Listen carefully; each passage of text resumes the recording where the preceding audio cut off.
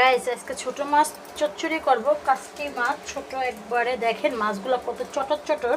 এদিকে টমেটো নিছি, পেঁয়াজ নিছি, মরিচ নিছি, একটা ছোট আলু কাইটা নিছি। তো কাইটা নেওয়ার পরে এখন লবণ দিয়ে দিব, পরে হলো মরিচের গুঁড়া দিয়ে দিব। সেগুলো আমার ডিব্বাটা শেষ, আমি ডিব্বায় ঢেলে দিয়ে দিলাম। যাই হোক, আর হলো আদা বাটা দিয়ে দিব। আদা বাটা আমি অল্পই দিই, সাথে সব কিছু অল্প অল্প। ধনিয়ার ফাঁকি দিয়ে দিব, হলুদ গুঁড়া দিয়ে দিব, জিরার ফাঁকি দিয়ে দিব, লাস্টে তেল দিয়ে দিব। এভাবে হাতে মাখায় যদি ভর্তাটা করতে পারেন, দেখেন আমি ছোটো একটা আলু নিয়েছি। আর হলো হাতে মাখাবেন, যত হাতে মাখাবেন ততই মজা লাগে। দেখেন আজকে ছিম দুমদুল কিছুই দিনে, শুধু আলু।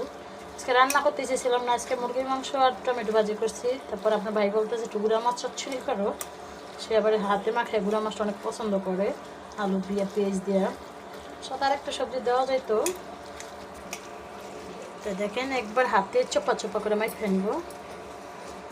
মাইখে নেওয়ার পর অল্প একটু পানি দিব, বেশি না। দেখেন হাতে যত একটু মাখাই, হাতে মাখানোর ভিতরে সব কিছু হয়ে যায়, অনেক সময় অর্ধেক হয়ে যায়। অল্প একটু পানি দিব, অল্প একটু পানি দেওয়ার পর এই যে দেখেন এখন বসাই দিব। যেহেতু আলু পেঁয়াজ গলে যাবে, কোনো তরকারি দিয়ে নিই। লাস্টে নামানোর সময় ধনিয়া পাতা দিয়ে দিব।